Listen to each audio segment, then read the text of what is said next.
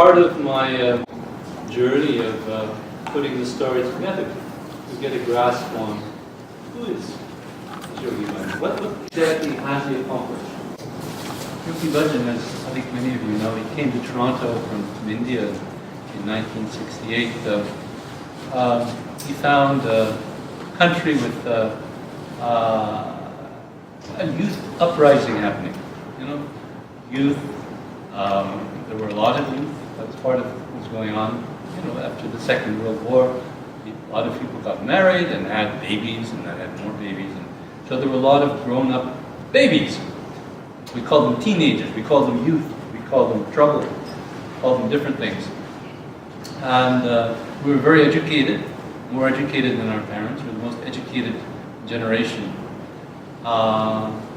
And we were also very, as young people tend to be, quite idealistic. And really no fear of being without. Those of us, you know, born here, some of us are a little older, we remember that, you know, our parents had trauma of being without. They may have gone through a depression, whether in Europe or here. They may have gone through war, whether here or elsewhere. Second World War, God knows, First World War. They experienced hard times, and they were in fear. But we, you know, we grew up, we had no fear. There was always food, there was always education, so we were utterly fearless and so much trouble, you know, because we hadn't learned fear, and we were very, very difficult. And so Yogi Bhajan arrived in 1968, and he found this uprising. There's I think it's called the Senator Crawl Building, 341 Bloor Street West, just at the corner of Huron and Bloor, just up there. And now it's beautifully dedicated to people with physical disabilities. But in 1968, it was full of young people finding themselves or expressing themselves. There was a theater group there. There was all kinds of music there, all kinds of drugs. But it was a place that I lived for a little while, and people finding themselves and doing their best to create some alternative, because as young people we weren't so happy with the model that we saw, which was endless war, endless greed, endless racism, sexism.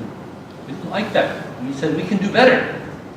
We weren't sure how, but we could. And some, they actually went to great lengths. I spoke with one of the people who went, they called back to the land back then. She was American. She went to New Mexico and said, let's try and live off the land. Let's live very simply. Let's, I've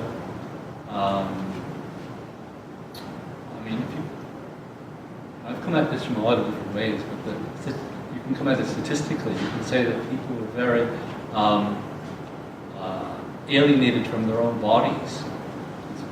Natural childbirth, what we call natural childbirth, didn't really exist as a concept.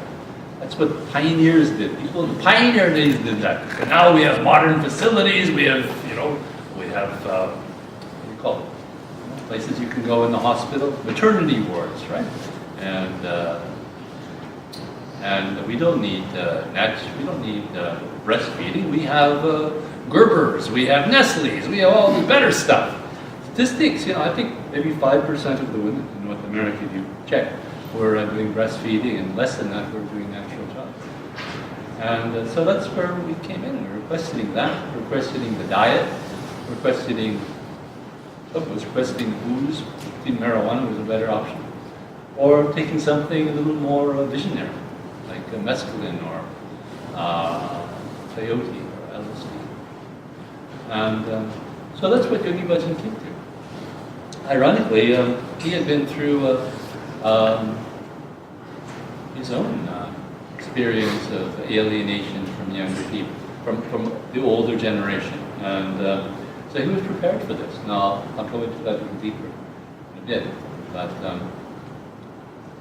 Um, I felt very fortunate. I left home when I was 16. I was so lucky. I found my first Kundalini yoga class when I was 17 on Huron Street. The building doesn't exist anymore. It was the building had two functions. One was called Red, White, and Black. It was for war resistors from the Vietnam War. And one of the heads of the ashram at the time, in fact, was a refugee from the American war machine that he didn't want to go. So he came here and he co-founded the ashram. And so that's where I did my first Kundalini yoga class. And then I was invited to move in. And fast forward a few years later,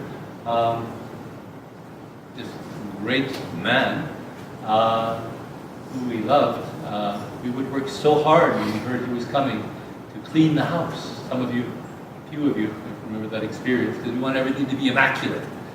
It's like, you can imagine the Messiah is coming. You know, but that's sort of standard we put on. We have so much respect. We want everything to be perfect. And we worked very hard when he was coming. And I didn't see too much of him. I was like, you know, you have, you know, puppies, they have a litter, you know, and you got the little one in the litter. I was kind of like that, because I was a teen when I was 18. I was the little guy, didn't have much say. And I didn't care about that. But I loved the sadhana, and the more I learned about my teacher. Though, as you know, my parents were German, I had a complex, you know, don't follow without question leaders. Don't follow charismatic figures. They can be very dangerous, very bad to your health. So I went, you know, with some doubts and my critical faculties were on high alert. But after a few years of just finding good in Yogi Bhajan, in 1983 he gave me the job. He actually just gave me a title. He said, I don't remember the exact words, but he said, you know, write this book, write my biography. It's going to be called Messenger from the Guru's House. And that was where it started. At the time, I was on his advice. I was just starting a business, and then, but the best I could do, I realized I really didn't have the wherewithal, the time to write or research something like that on a large scale. So I did what I could, because I realized people do pass on, people's memories do deteriorate. So the next solstice, you know, we have an annual gathering in New Mexico, so I went there with a tape recorder, and I was lucky I was able to find some people who were very gracious to talk with me. And so for posterity, I talked with them, asked them about their early experience with Yogi Bhajan, which was earlier than mine, because he came to Los Angeles in late 1969, late 1968, started teaching there in 69. He did a bit of teaching too. So I was lucky to get their stories, and some of them wouldn't know where to find those people anymore. And some of the stories, maybe they don't even remember anymore. So that was a good thing. But I was busy starting a business, and this and that. Ironically, you know, I grew up, I was basically told that children should be seen and not heard. So I was pretty good at that. I didn't say much. And I wouldn't say I was anything other than shy growing up. I was bookish. I started to write, though. I liked writing a little bit. And German being my first language, I did have an obsession. I really want to get this English business now. I want to be good at it. But when I first came to Guru Ramdas Ashram in 1972, I was told, you have to do your karma yoga. It means do your chores, pay your rent, do sadhana every morning. If you miss 3 mornings, you move out. And teach 1 yoga class a week. This was the form of teacher training we used to have in those days. That's how you became a teacher. Teach 1 yoga class a week, and write Yogi Bhajan once a month. So I thought, what do you write somebody like that? What do you write a Mahapurush, a great, a Mahatma, realized being? So, but I'd given my word, and so I started writing very humble letters, and he would very graciously write me back letters. Sometimes I'd get a letter from Miami, sometimes wherever he happened to be. And sometimes it'd skip a month, because he was very busy. But he was very gracious, and so we started a correspondence, and slowly my writer's block started to go away. Still wasn't so much for speaking, but I could write bit by bit. And when going to this university later on, at the suggestion of the head of the ashram, that helped too, writing essays. Helped my Punjabi too, because when I went to Hindi class, they had no Punjabi class, but at least I had a discipline to learn another language, which Yogi Bhajan put some emphasis on. So, yeah, I felt very, very fortunate in getting the job of writing Yogi Bhajan's biography. A little overwhelmed. Where do you start? And one thing that came to mind is that, it says in Japti, only a realized person can know what a realized person is about. I don't remember the exact words, but that's what it says. And I thought, Yogi Bhajan to me is like a big mountain, and I'm down here, I'm looking up, and I'm going to write this book about a great hero without really a whole lot of personal understanding. I mean, he came 2-3 times a year. And as I said, typically he would spend time with the head of the ashram, and I wasn't anything like that. I was just a regular guy. So it came to my mind, I think I really better take my sadhana very, very seriously, my daily practice. Because I want to somehow, in order to do some justice to the job that he gave me, I want to somehow get myself to somewhere, some level, where I can better appreciate where he's coming from. And he was a great sadhu, and that's what he taught. So that was my impetus to really, one of my core impetuses, one of my strategies to write the story of Yogi Bhajan, to try and see the world. We have a song of the Khalsa, see the world through the Guru's eyes. I wanted to start seeing the world through Yogi Bhajan's eyes. And part of that was working on my Punjabi as well. I knew he very much came from that Punjabi culture.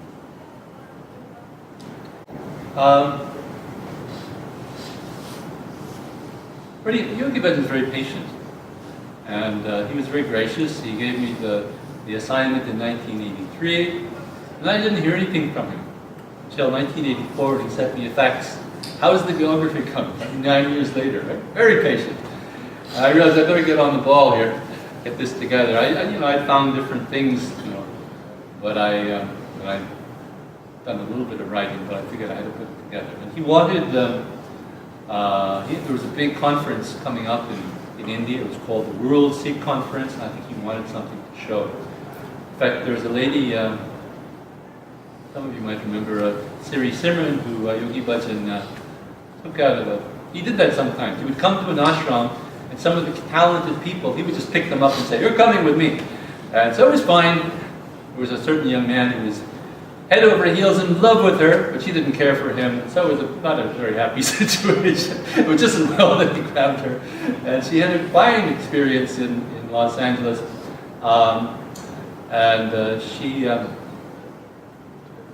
She told me one day while I was doing my work that somebody else had been assigned to write a story of Yogi Bhajan's mission that Yogi Bhajan not been very happy with.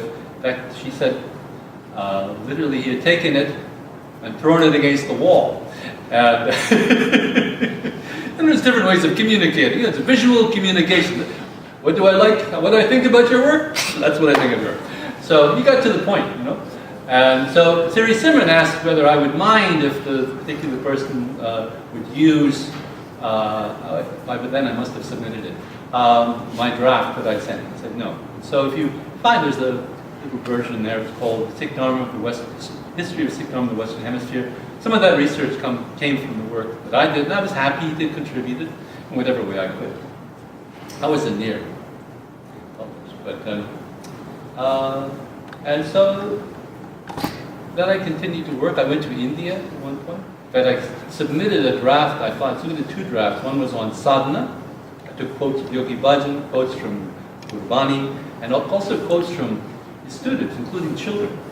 Yeah, people of all different ages, and their sayings about what they knew about sadhana. So I submitted both of those to New Mexico, where I was told, Suri Simon also told me that the work that I do needs to be approved by KRI.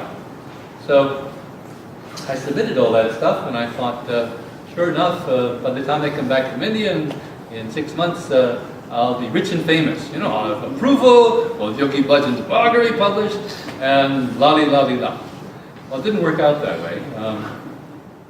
When I came back, I don't think anybody really knew about the manuscript. The sadhana manuscript was lost. Told me something, you know, when people told me things I don't want to say, but you know, when you submit a sadhana manuscript and that much care is taken for it, it says something.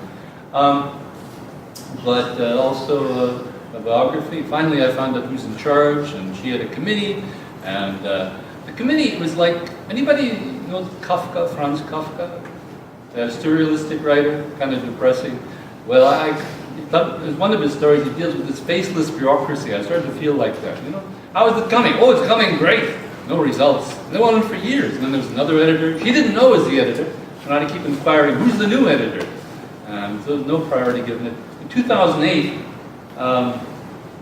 I inquired with my first wife. She found her way to New Mexico, ironically, or whatever it is. She's tasked with working on Yogi Bhajan's archive, which is a rather similar project. And anyway, 2008, I asked her, you know, Yogi Bhajan had passed since then, and now we had the internet, and I said, what would you think would happen if I started publishing this chapter by chapter online? Do you think I'd get sued? She said, you know what, some of you know the story. So many legal suits going on already, people wanting different parts of Yogi Bhajan's property, that they won't even notice you. So that's what I started doing. In 2008, I started publishing chapter by chapter, up to 1970, when I was very solid on the story. But then it got complicated, because we were sending out teachers here, there, and everywhere. I didn't have that story. But I started publishing it. We went out, I think about 2.5 years or so, sending out. A lot of people loved it. You know, I knew this is very important work, and nobody else was doing it, and I was getting emails from Europe and Asia and here and there. And I felt, you know, very, very blessed to have that work. But also just very careful. I didn't want to mess it up. I only felt confident up to about 1970. So we gave it a rest to see if anything's going to happen from KRI. You know. By the way, you'll notice I've got a table full of books that I did. And all those books, basically, those are my preparation. Research and research and research, studying Sikhs under colonialism. Because I want to understand that. I understood that, you know, Yogi Bhajan told us a lot of happy stories, feel-good stories about Sikhs in India, but I sensed that that wasn't the whole story. I mean, all Sikhs aren't saints, and I wanted to figure out what was holding people back. So that was a great work. Oh yeah, that's time to finish. So if you want to look at that, that's basically the story of the research that I did until finally I just threw up my hands and said, I don't think I'm ever going to get this approval. Some people were missing their emails, so I resent for another 2.5 years the story of Yogi Bhajan up to 1970. And then finally I said, heck with this, let's just do it. And the grace of God, some wonderful people give me wonderful input and helping with translation. And so we have it. And now we have a breathing break. Who's doing the breathing break? You're doing the breathing? Okay, let's take a breather. Right? Yeah.